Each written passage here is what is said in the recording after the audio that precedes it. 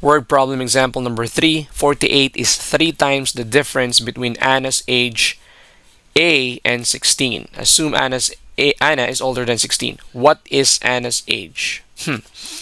So, of course, we need to create an equation out of this. And based from the first sentence, we can, I think, create an equation. So, 48 is 48 in math, obviously. Is means equal sign, okay? 3 times, so I'll write the 3. Okay, 3 times what? The difference of Anna's age, which is A, and 16.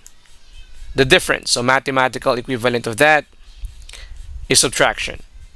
So 48, that's this, is 3 times what?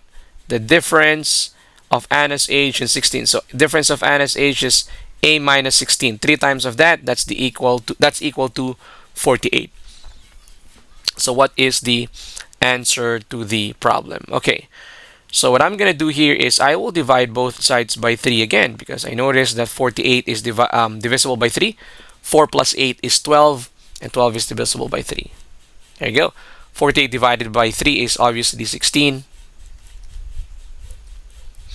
And then the next step that we will do here is add 16 on both sides. Again, whatever you do on the right, you do it on the left. You want to remove that negative 16, you add the inverse of that.